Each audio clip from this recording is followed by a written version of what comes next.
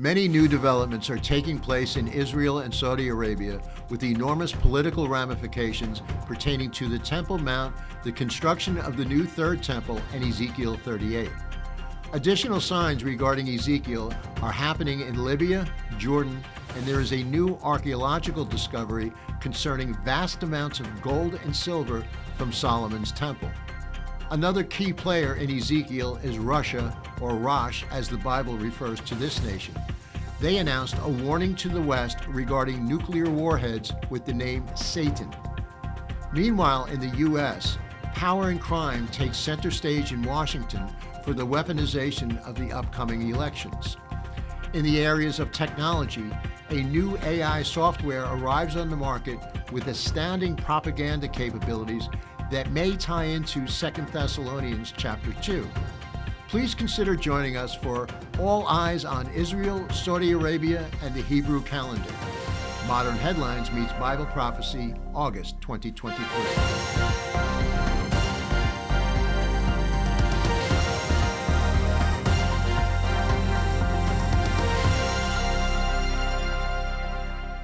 Hello, everybody. My name is Mark. You're watching and/or listening to the Rustic Outlook. As always, thank you so much for joining. Today's discussion centers around a monthly series that we do titled Modern Headlines Meets Bible Prophecy. This is for August 2023. I've subtitled this All Eyes on Israel, Saudi Arabia, and the Hebrew calendar. And as we get into it, you'll see why. Before I begin, please, if you wouldn't mind, I'd very much appreciate it if you could subscribe to whatever the platform you're on, YouTube, Rumble, ring the bell with that subscription. Leave us some comments if you think the information is interesting or not, as well as for the for the podcast listeners, if you could give us that 5-star rating, subscribe to the channel, it would be great. It really helps us get the information out there. And last, please go to therusticoutlook.com, sign up for our email list. We notify you of new events. And enough of the commercials. I have a lot to cover, so much going on in the world, specifically in Israel, and you'll see why. So let me cut to the chase, so to speak.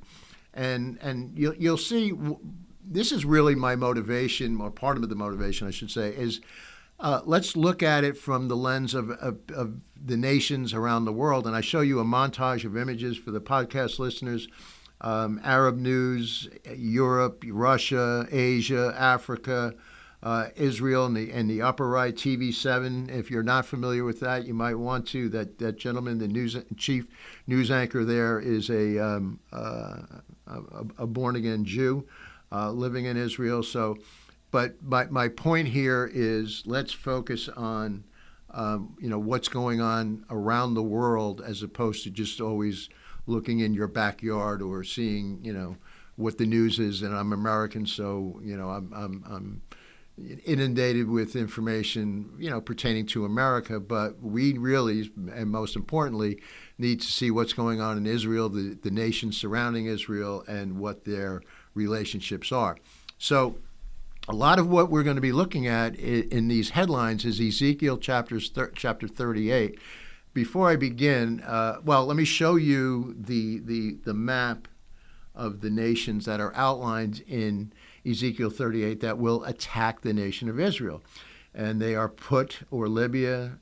Put is the name in the ancient name. Cush is the ancient name for Sudan. Persia for Iran. And then you have Meshach, Tubal, Gomer, and Togarmah, which is Turkey, and Rosh is modern-day Russia, and Magog is the Central Asian states, the Stan countries, Kazakhstan, Uzbekistan, Tajikistan, Kyrgyzstan, Turkmenistan. I'm sure it could potentially be Afghanistan. But you get the idea. And what's interesting with this, if you're not familiar with it, I can tell you chapters 36 and 37 have already been fulfilled. 38 looks like it's getting very, very close. All of these countries are centered potentially to be ready to invade the nation of Israel, and we'll get into some of that. But you'll see the target that I have on the lower right is in Saudi Arabia, and we're going to start with Saudi Arabia and some developments that are happening not only there but pertaining to there. I'm going to be looking at gold, and before I do, let me look at Ezekiel 38:13. Sheba and Dedan and the upper left for me, following me on video, and the merchants of Tarshish with all the young lions thereof, shall say unto thee, Art thou come to take a spoil? Hast thou gathered thy company to take a prey? To carry away silver and gold, to take away cattle and goods, to take a great spoil.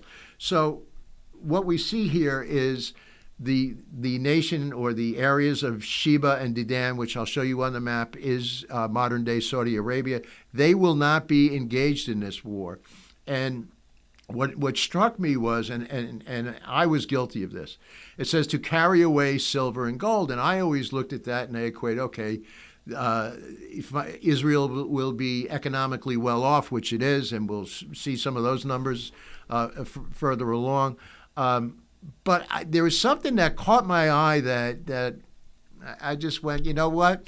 When God says silver and gold, it's silver and gold. So there is a when the Babylonians took captivity of Israel for the first capture, they and it's all laid out in the Bible. They removed a lot of the gold and the silver and the riches that came from the temple, and they carried it back to King Nebuchadnezzar's area in Babylon, which is modern-day Iraq.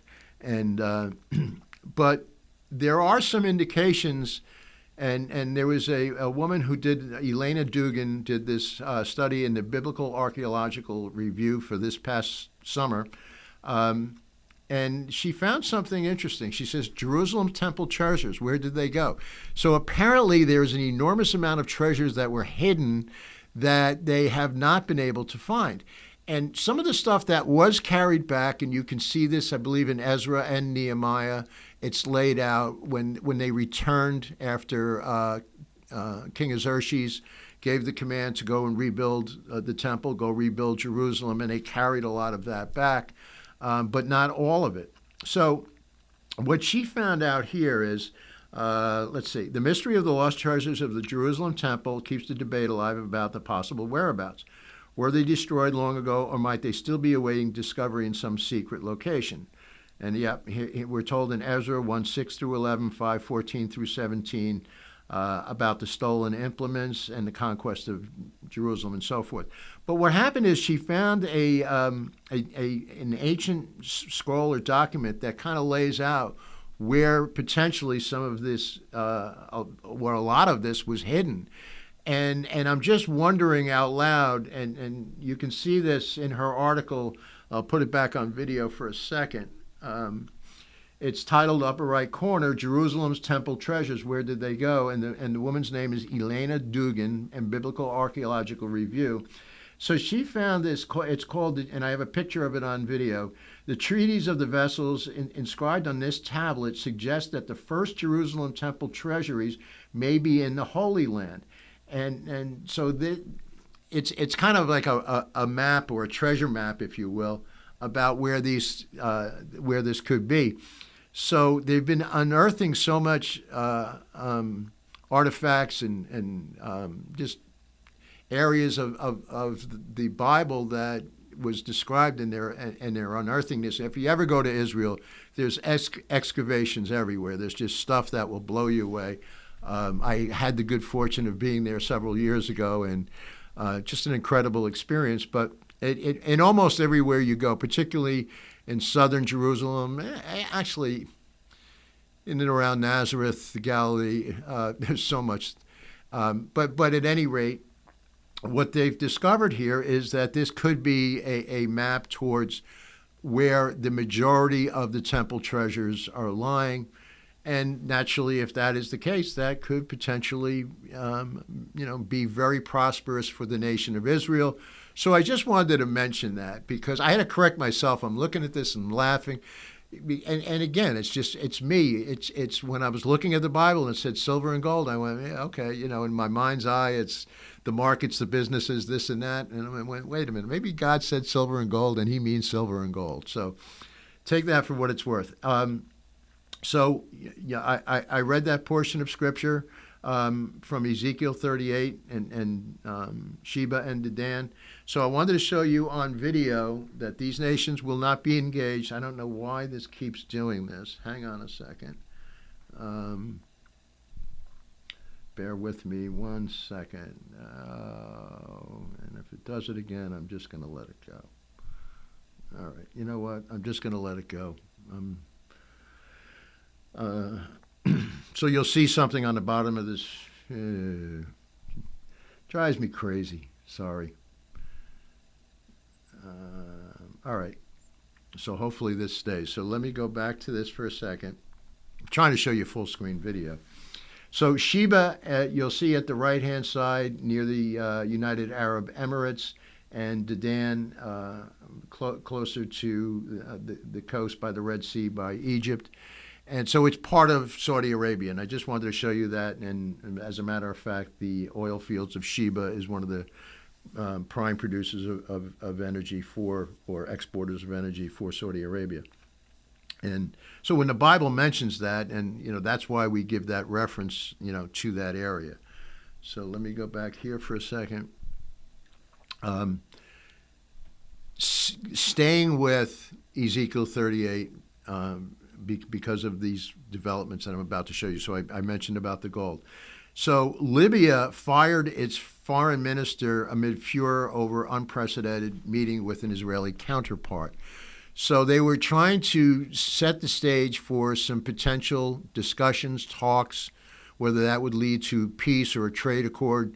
And unfortunately, I would say that the Israeli counterpart, I believe he was in Italy or possibly in Greece, released this information to the media, and the nation of Libya went into an uproar.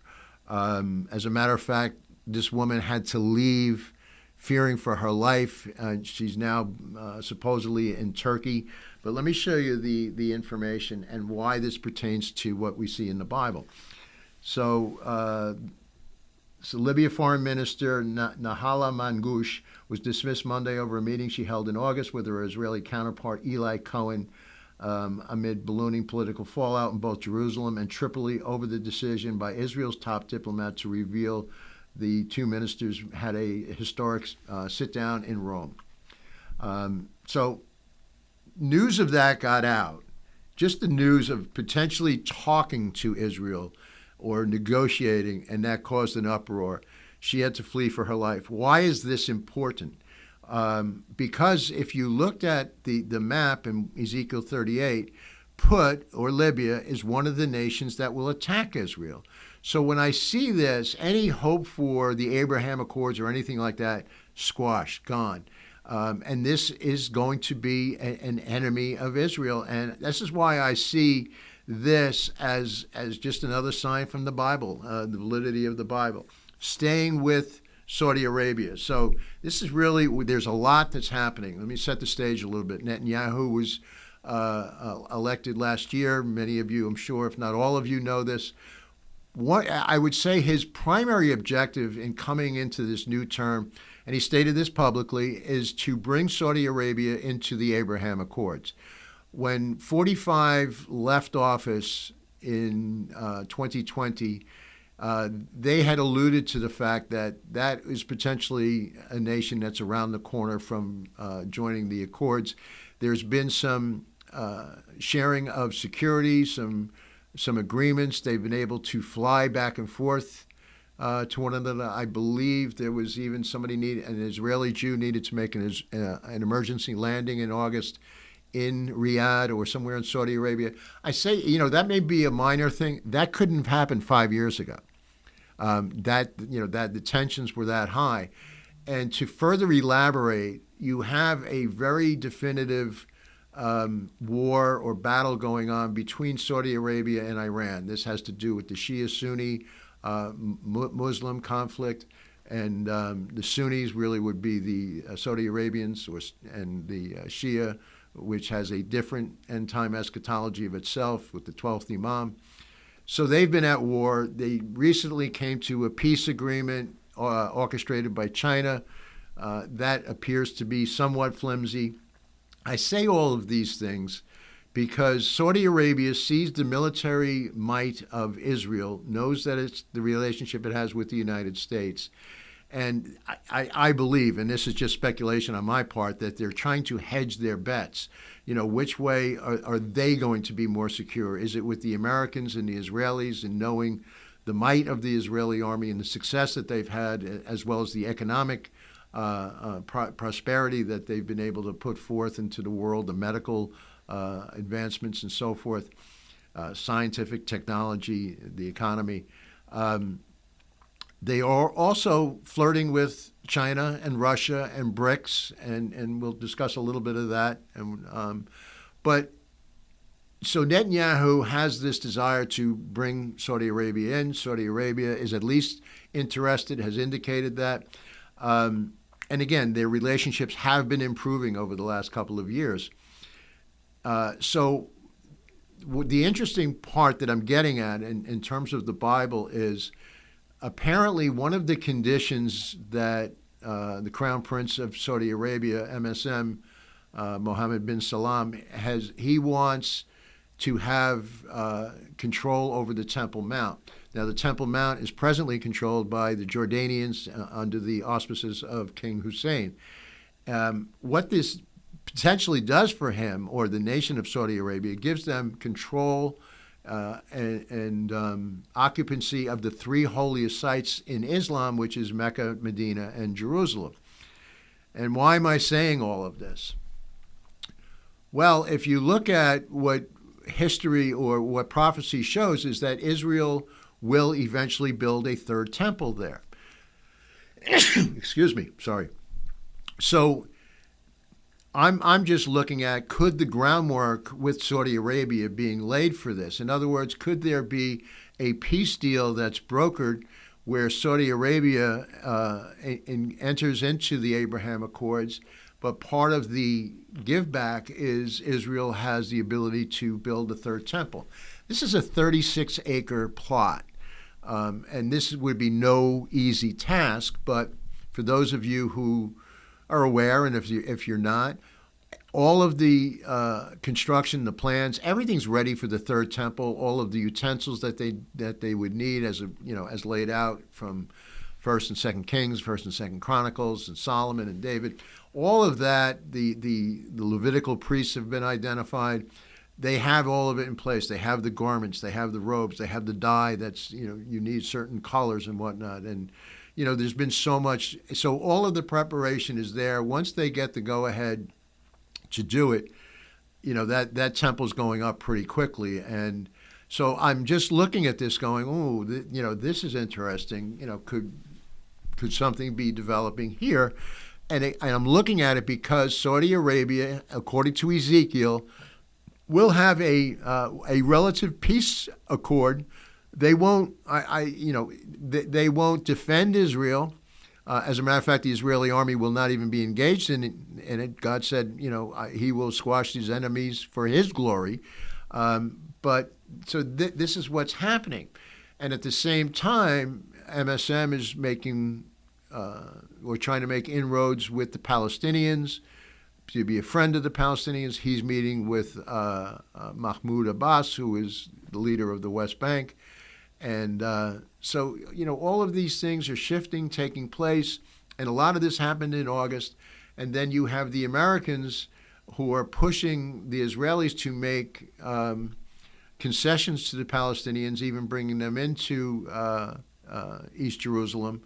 So, there's a lot that's happening. But my concern, as an American, is we're pushing a two-state solution. So what 46 is doing policy-wise is the same as 44, except more strong-arming, because I think they think time is running out.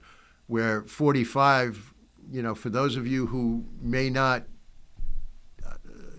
like what his personality, I get it. But if you're a Christian, he's done far more for Christians and Jews and I would say for religious freedom in general than any other former president combined almost. I think it's that obvious, and Jerusalem being the capital is certainly at the forefront of that, or at least recognizing it and building an embassy in there. And we'll touch a little bit on that. So all of these things are taking place. Let me just, cut some highlights here. You see MSM, and you see, the size of the plot if you look in the middle. So you could physically fit another temple on top of there. And then MSM meeting with the Palestinian Prime Minister, and there you have Tony Blinken meeting in Israel with his Israeli counterpart. The other thing is they're trying to get ahead of China and Russia because they're, making their claims there. So there's a lot of interesting developments, and staying with Saudi Arabia and Ezekiel, I want you to keep a couple things in mind. Israel's opened up a high-speed rail link between the Tel Aviv airport and Jerusalem. It's in the planning stages. And why is that important? Well, if these nations that now have, I don't want to call them peace accords, but maybe let's call them a trade agreements, recognition, they're recognizing Israel. So Bahrain, UAE, others are now coming in, and we'll mention them. So they would fly into Tel Aviv because that's where the airport is. But now you have high-speed rails going right to the Temple Mount. And they're talking about having Riyadh, the capital of Saudi Arabia, as being another hub. So you could have a triangular type hub between Riyadh, Jerusalem, and Tel Aviv, and maybe others, because they would become Jews if they would be coming in once the next temple goes up. They will be coming in for the high holy days, for the sacrifices of their animals and so forth. The other point that I want to bring out here, I'm going to show you on video, is Daniel 9:27. And this is all about the 70 weeks. And this is, the 69 weeks of years that have already transpired. And we're in the closing moments of the church age. And it becomes that last 70th week, which is the 70 years. If you don't know what I am referring to, I've done some videos on it, and plenty of other people. But Daniel 9:20 through 27 is a must. I think the Bible's a must, but the book of Daniel is clearly one of my favorites. But this it foretold history thousands of years beforehand to the T. As a matter of fact, just a side note, I'm sorry I'm getting here, but we can verify that there's 483 years transpired between when the decree went out to rebuild the city of Jerusalem from King Xerxes, what I mentioned earlier, to Jesus riding in on a mule, according to the gospel, was exactly to the day 483 years. And, if that doesn't tell you the Bible is real, the Bible is trustworthy, I don't know what can. But what I wanted to bring out is, he says, then he shall confirm a covenant with many for 1 week. That's the 7 years, a week of years. But in the middle of the week, which is the 3.5 year point, he shall bring an end to the sacrifice and offering, he being the Antichrist. And on the wing of abomination shall be one who makes desolate, even until the consummation which is determined is poured out on the desolate. But what I wanted to point out is he makes a covenant with his neighbors. So Israel makes a covenant with their neighbors, and the covenant is really, in Hebrew, comes out to with many or neighbors. And so you're seeing that now. You have the peace accords with Egypt, with Jordan. You now have the 4 nations with the Abraham Accords. Saudi Arabia is, the big fish in the sea, so to speak. If they come in, I'm sure there'll be others behind them. And then you do have other smaller nations recognizing it. So staying with Israel, I've kind of getting off now the Saudi Arabia piece. Here, I'll bring this onto video. Nasrallah, who's the leader of Hezbollah, the militant Iranian organization in Syria and Lebanon. So he met with the Secretary General of the Palestinian Islamic Jihad. And so they're forming their alliances. They've been financing the terrorism that's happening in the Gaza Strip. And the reason that's somewhat significant, it is significant, it's Israel being surrounded by enemies as well as having relationships with other neighbors. I get into that again where I was talking about the Shia Sunni. The Arabs in the Gaza Strip are Sunni, and Hezbollah and the others that are aligned with the Iranians are Shia, but yet they see, what is it? The enemy of my enemy is my friend. So they're making those inroads there. Simultaneously, Israel is holding drills simulating a strike on a nuclear Iranian site. That is potentially much closer than, people don't like to look at, we would never go there as far as nuclear. Israel will not let Iran have that bomb. And I've been seeing reports as much as 80% there, where they have that capability. They just don't have the ability to get it onto a warhead and get the right delivery system, I'll call it. But they have no bones about it. They hate Israel. They want to wipe them off the face of the map. Again, that falls into Ezekiel 38. And at the same time, we're talking about nuclear ambitions. And I will say, side note, I believe it's Isaiah where he talks about Isaiah or Jeremiah. I'm sorry. But Elam, the battle for Elam. And that is Bashir today, which is an Iranian nuclear site. So then you have Putin announcing Sarma, which is now was called Satan II in 2018. This is a ballistic missile that is capable of carrying 10 nuclear warheads. And NATO refers to this as Satan. And Putin came out a couple of weeks ago in August saying the world will think twice before engaging with combat with me. So other developments related to Russia, I've been talking about BRICS lately, which is the acronym for Brazil, Russia, India, China, and South Africa. I was going to say Saudi Arabia. Saudi Arabia, Egypt, UAE have made the commitments. They will be joining the alliance next year. Argentina and Ethiopia will also. So that's a very strong financial economic powerhouse. They want to take the U.S. dollar down. They want to take America down. And this is where I'm saying Saudi Arabia is kind of hedging their bets, and they're looking at that as well. So staying on the area, and I will say that they are pushing, trying to get through the digital currency. Fortunately, they thought that it would pass in August, but India balked at it.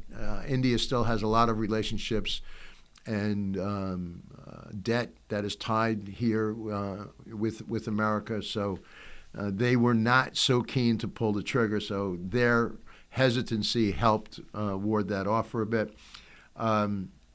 Israel sees surge in gas royalties during the first half of 2023. And again, I'll show you this on video. And, why is this important? It's the economic delivery and the prosperity that God has blessed this country with. And it's just over the last 10 or 15 years. And it shows you that their royalties are $263 million through June. And over half of the natural gas revenues, approximately 590 million, was derived from exports primarily to Egypt and Jordan. So in the midst of the energy crises caused by the Russian-Ukrainian war, Israel now miraculously finds itself as, they've got a plethora of oil fields right on the Mediterranean coast in Israeli land. They're making alliances with Egypt and Jordan. Some of the neighboring nations refuse, as with an Islamic I don't want to say bent, with an Islamic leaning, will not accept anything from Israel. So what happens is Israel funnels it to Egypt or Jordan, and they replace the Israeli or the Hebrew sticker, made in Israel, whatever it is, flag, and they put it with Egyptian. So now it comes, so they'll take the energy after it's been sent to Egypt, and I'm sure financially stepped on, they've got to make their money. So they'll pay more rather than buy something because it's Jewish, even though it is coming from the Israelis. So the Israelis make out, but some of the insanity there.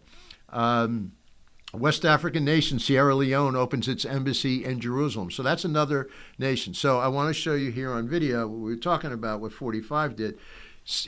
America was the first nation. You now have Guatemala, Honduras, Marshall Islands, Micronesia, Nauru, Palau, and Togo now have declared Jerusalem or recognized Jerusalem as the capital of Israel.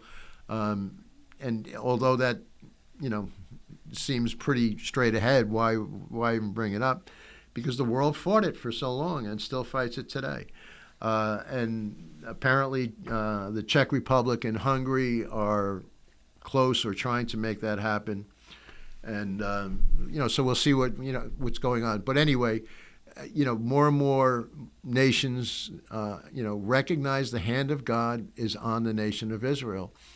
And not that Israel's perfect. And, they have plenty of problems, plenty of issues. You just look at history and how they turned their back on God and worshipped, pagans and idols and whatnot, and were suffered, because of it. But they're still God's chosen people.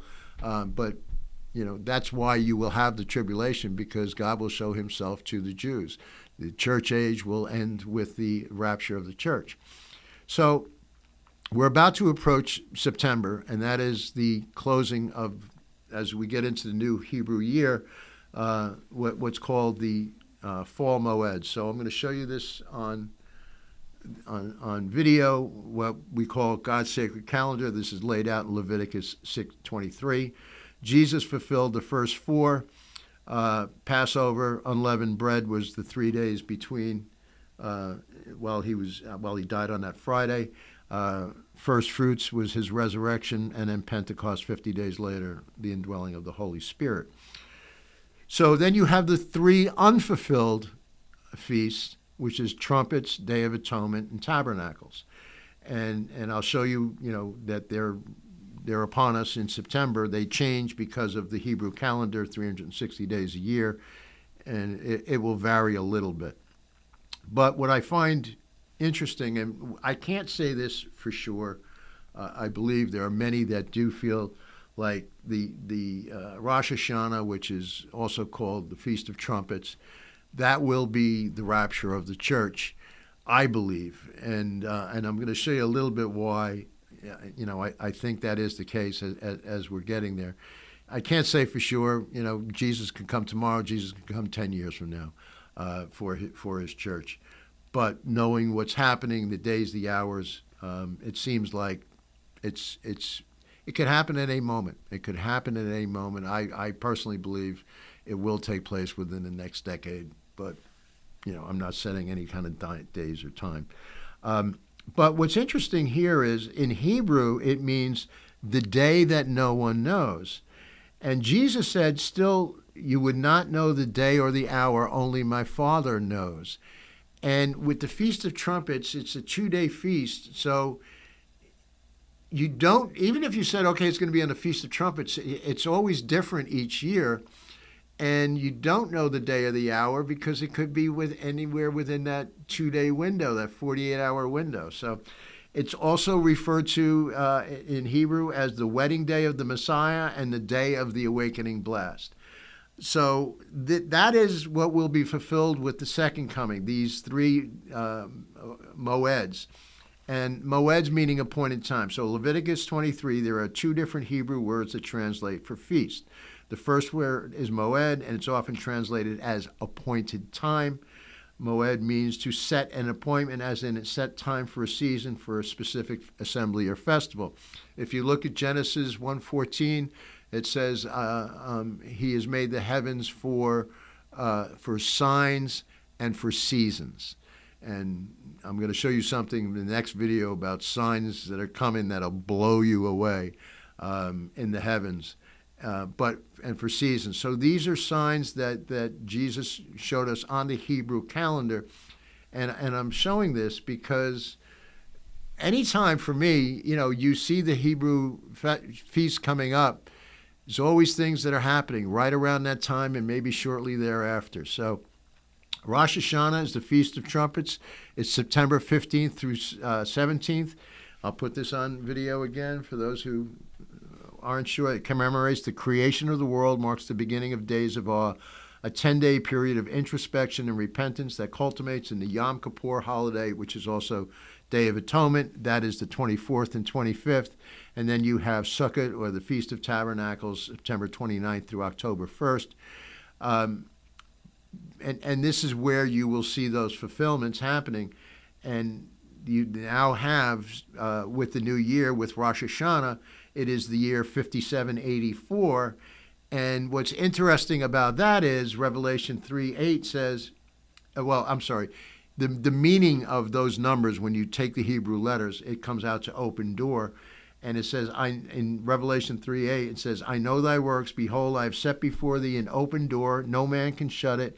For thou hast a little strength, and hast kept my word, and hast not denied my name. So there you have it. I'm going to come back to these American politicians in a second. But that kind of closes the area of what I wanted to get into with the nation of Israel, what's happening with Saudi Arabia, its neighbors, its allies, the Russian-Ukrainian headlines, as that potentially does tie into what eventually will be the war of Gog of Magog. So just looking around the world, I pointed this out last month where I said, the Bible Paul refers to Satan as the lawless one. And if you look around the world, and particularly me as an American, I look around this country, and it's very disheartening. Law has gone out the window from its leaders in Washington and the cities and the capitals to what we see in the streets and the stores and the retail fronts and the riots and the theft and the damage that's being done. The mass corruption of district attorneys around the country, many being funded through shelters money laundering shelter companies, Soros, his gang, all those members. It's all tied into Washington. So as an American, it's very, again, I'll use the word disheartening to see what they've done to the 45th president. And, they're weaponizing Washington, the judicial system, to try to take him out as a potential candidate. So rather than, engage as you would, and we had in the past in our history, they're just looking to arrest him and take him out of the potential race that way. The insanity and the obviousness of it, I don't even need to get into. And I don't care what party you align yourself with. If you can't even admit what's going on now, and how they've treated him and how they're trying to, they're tying the trials now to like a day or 2 days before mass elections, Super Tuesday, things like that. It's so blatantly obvious.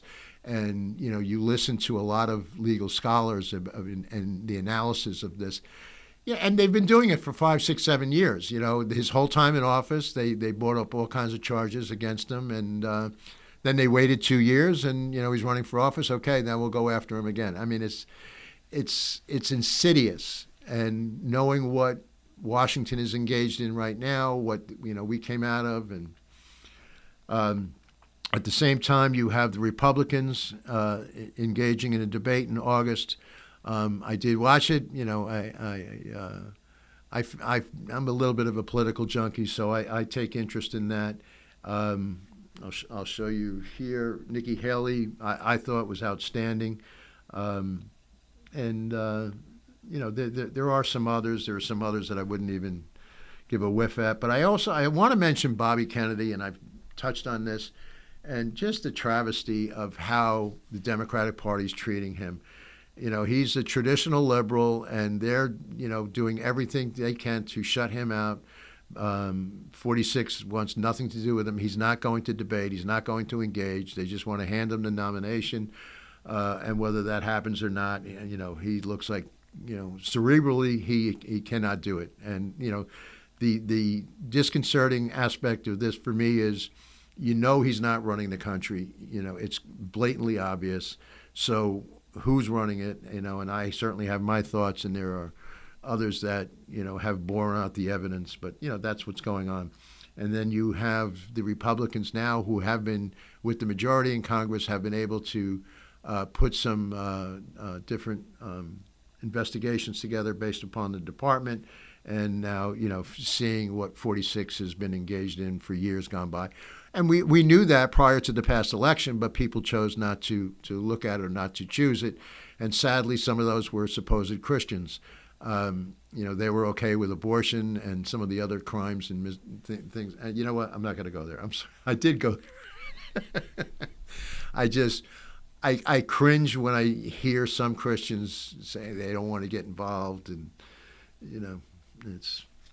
but that's what you have now.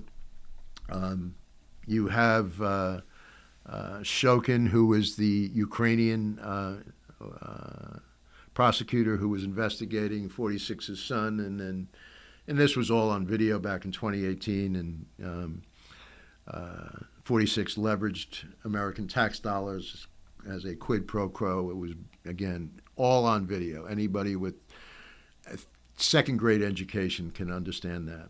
So that's what's happening in Washington.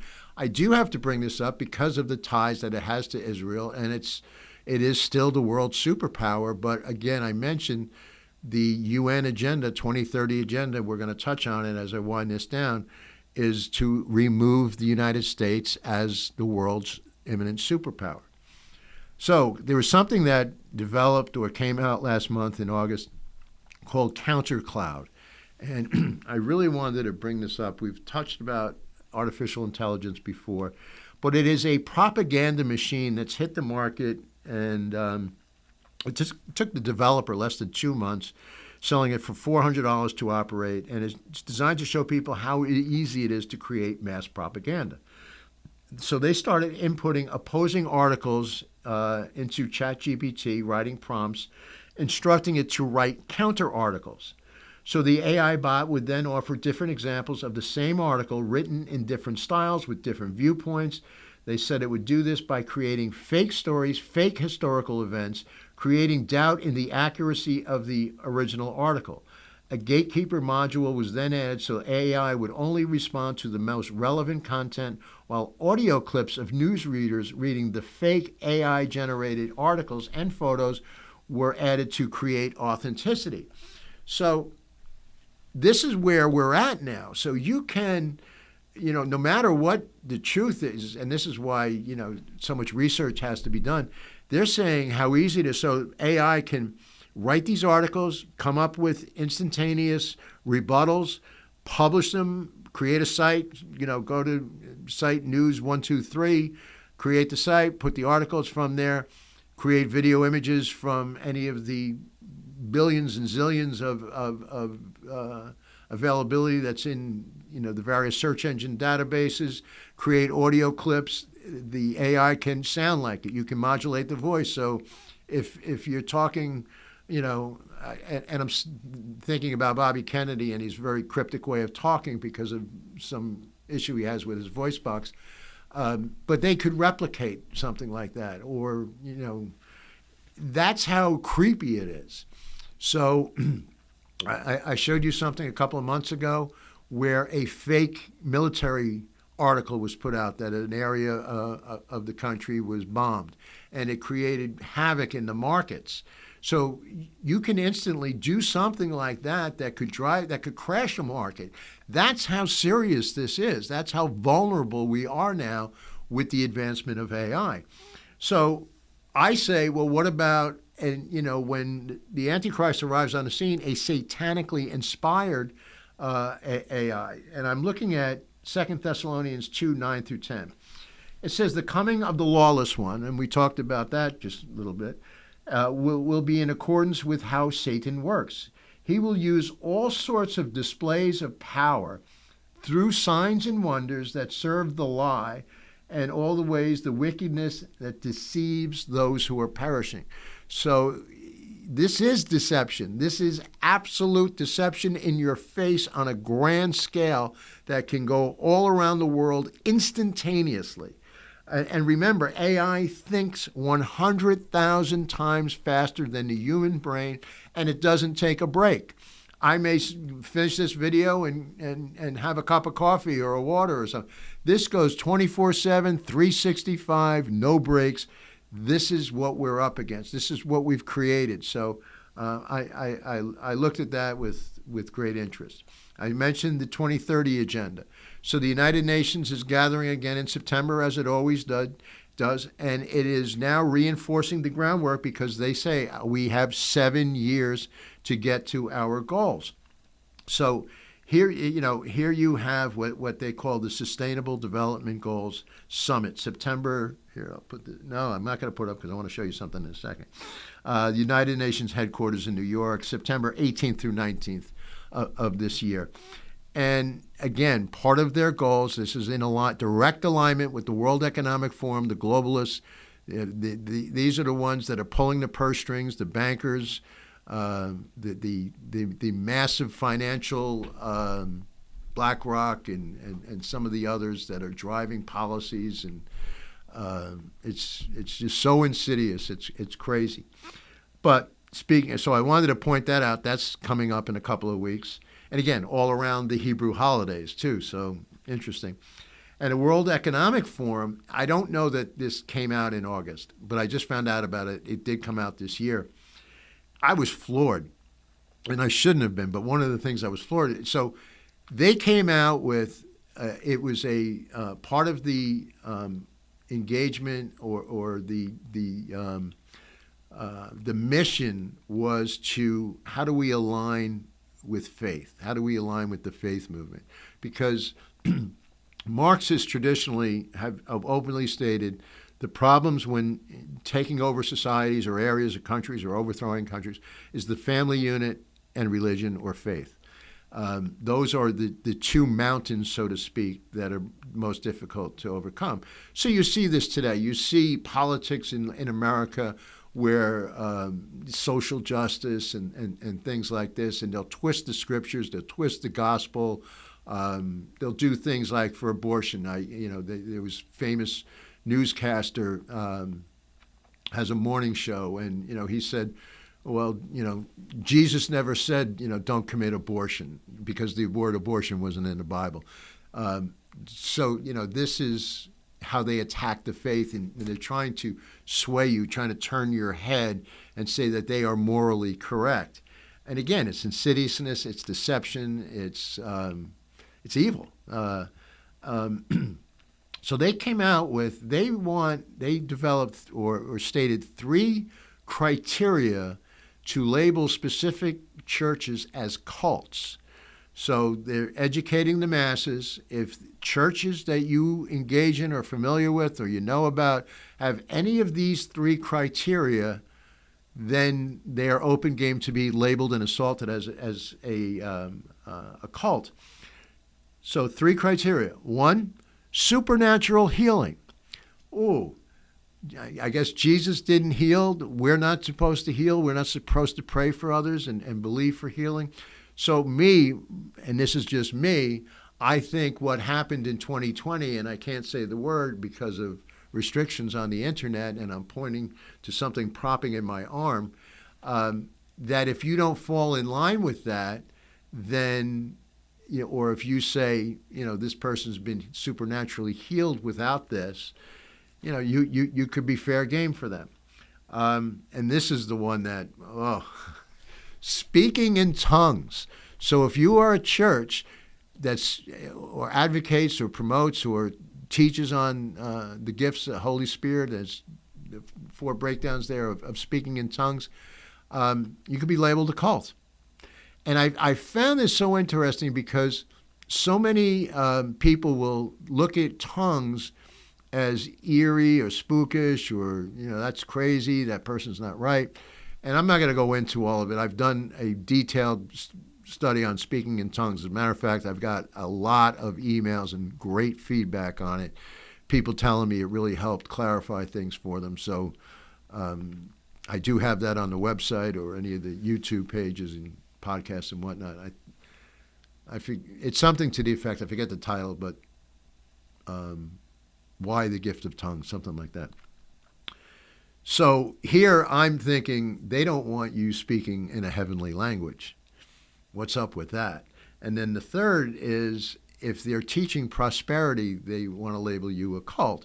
And there's been a lot of people against the quote unquote prosperity movement, and I don't want to go there because it's not about, God. If you follow the ways of the Lord, you will absolutely do well, be blessed, and be prosperous. But you'll, without question, you're going to have your trials and your tribulations and your problems and your challenges. But God is with you, and God will guide you and take you through those seasons or storms of your life. But so I guess for me is, the symbol to me is they want you reliant upon the government, because one of the goals of the 2030 agenda is you will own nothing and be happy. So if you're doing well, prospering financially, that's not going to fall in line. Winding this down, Pakistan, a Muslim mob of 10,000 people burned down hundreds of Christian homes, churches over blasphemy, attempted blasphemy. I believe it was one person speaking out against the Quran. I could be wrong. I'm not 100% sure on this, but they went on a mass rampage. This is also happening in India, not against the Quran, but there's areas of India where they're attacking churches and Christian homes and burning them, and so it's part of the martyrs, unfortunately. So I show you this on video because I'm going to show you the opposite. I'm a huge fan of Mario Murillo, have been watching him for 25, 30 years.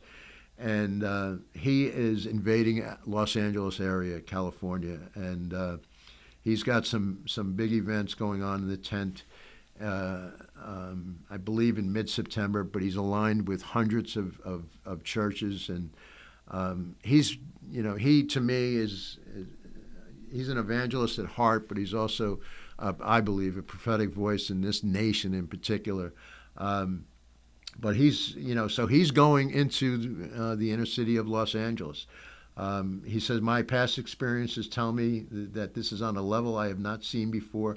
The kingdom of God has overtaken my plans. They've been doing this now for roughly 2 years. He's been doing it for 30, 40 years, but the last 2 years or so, he's made some, he was up in Northern California. I believe he was tried to get into New York State, Florida, and other places. And the tents just keep getting bigger and bigger. And I think now he's got another one that can seat 10,000. And people just hungry for the gospel, hungry. And, they're coming out and they're believing for healings. They're believing for deliverance. They're believing for the breakdown of addictions. They're believing for the Holy Spirit, for Jesus to show up just as it was in the day of Jesus' time. So to me, this is another sign of great things that are coming.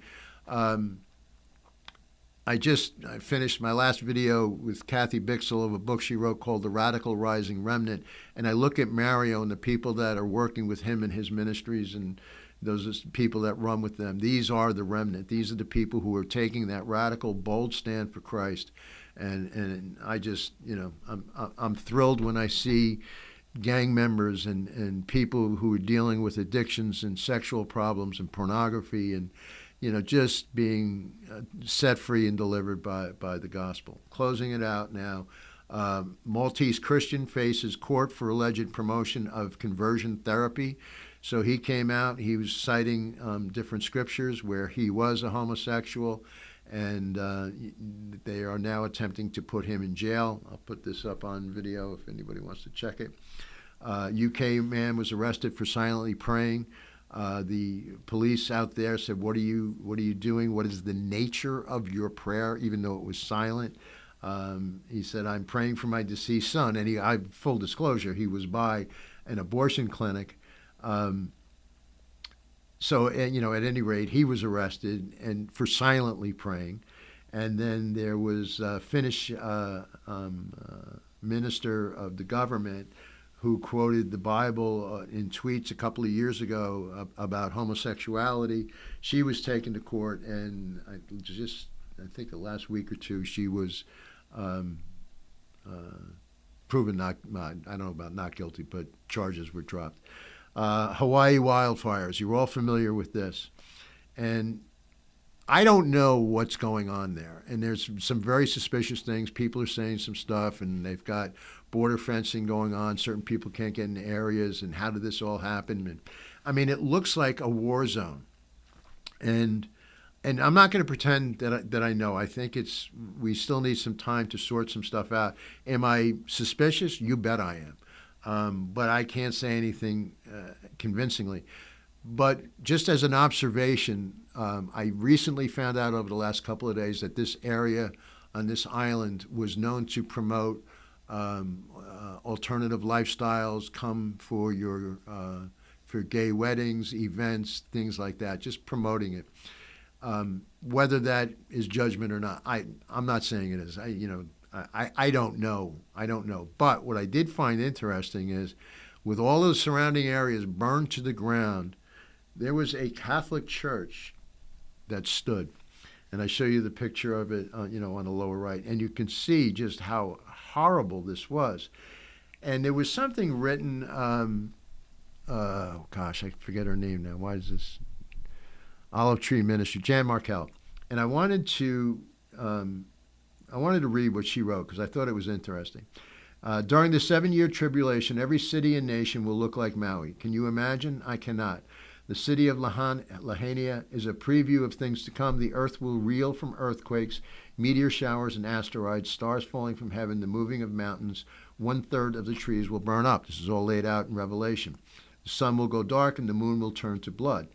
Mankind will hide in caves and rocks and plead, fall on us, hide us from the face of him who sits on the throne, from the wrath of the Lamb, for the great day of his wrath has come, and who is able to stand? Revelation 6:12-17.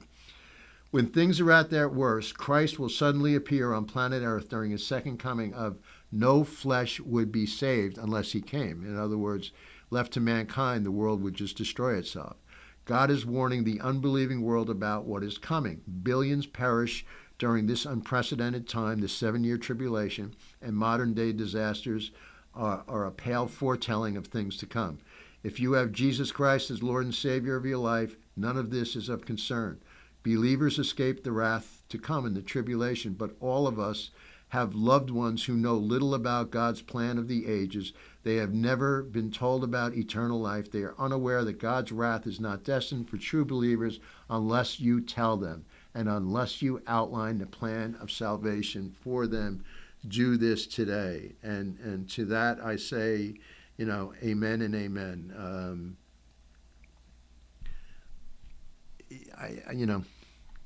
I don't think, at least for myself, I recently lost a brother this year, and I had the fortune of talking to him a week before he passed about salvation. He was a proclaimed atheist. And my last conversation with him, he listened more intently than he ever had, and he left saying he would think about it. And the next time I saw him, I missed him by about 20 minutes. He passed in the hospital.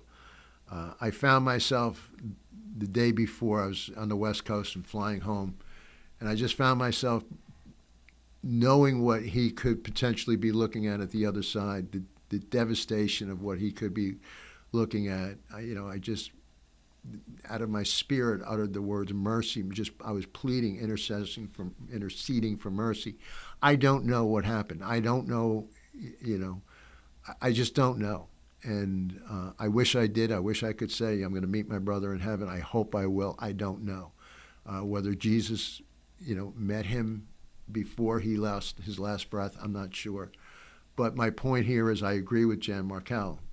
You're seeing all of these things happening around us. We need to start sharing the gospel more and more, especially with our families and loved ones. Just other things that happened, other events that we see around the world. Southern California was slammed by Tropical Storm Hillary, bringing rainfall, mudslides, flooding to parts of Los Angeles, Palm Springs, into Nevada. First tropical storm in Southern California in 84 years. 5.1 earthquake shook Ventura County. Tropical Storm Franklin brought storm conditions to Puerto Rico, Dominican Republic, Haiti. Others formed out in the Atlantic. Texas was slammed by a tropical depression Harold. Wildfires, across Canada, including 380 separate fires in British Columbia, Texas cities. We had mass heat waves in parts of the South. I'm in the Northeast. We're experiencing, 90-degree with humidity well over 100.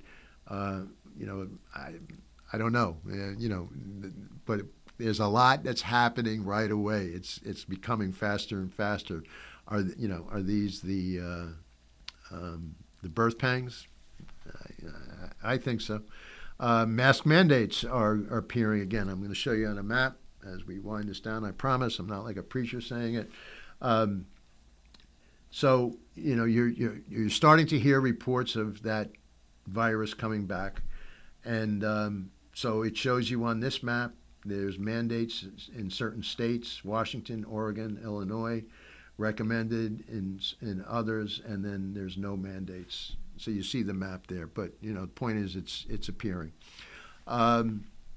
New Pompeo film. So I've been talking about films and the arts and the great things that we're seeing, and there's a new film coming out. It's a documentary. It's called the Route 60 Biblical Highway, and it's about the formation of the Abraham Accords with Mike Pompeo, who was the Secretary of State under 45, and David Friedman, who's an Israeli Jew, and they came together and they formed this. So it's supposed to be a wonderful film. It's out September 18th and 19th. Somebody who I know that got a preview for it, and he wrote, "It's a beautiful, rich, and evocative documentary, masterfully shot in some locations rarely seen by the public. It explores the extraordinary and miraculous biblical history of Israel from Nazareth in the north to Jerusalem and Bethlehem in the center to Hebron and Beersheba in the south. What's more, without being purposely provocative or political, the film documents how the territory that much of the world calls the West Bank and the Palestinian Authority is in fact the territory known in the Bible as Judea and Samaria." So look for that film and check it out. I happen to be a very, very big fan of Mike Pompeo. I think he's brilliant. And then closing, good note here. Louisiana just passed a law the other day or last week that their public schools must now display "In God We Trust" in the classrooms. So I thought I'd end on that good note, since that was taken away many years ago from most schools in the country. Louisiana's standing on the gospel, and I say, good for them. So that's it for the month of August. I thank you for your time. Any questions, comments, please email me, russickoutlook@gmail.com. I will do my best to get back to you. I would just want to thank you again and encourage you to share your gospel, share the gospel with friends and family, let them know, and look for my next video, because I'm going to show you something that you're going to be floored. It just left me with my mouth open. But on that note, let me move on. You've been listening to the Russick Outlook, and remember, as always, just my opinion.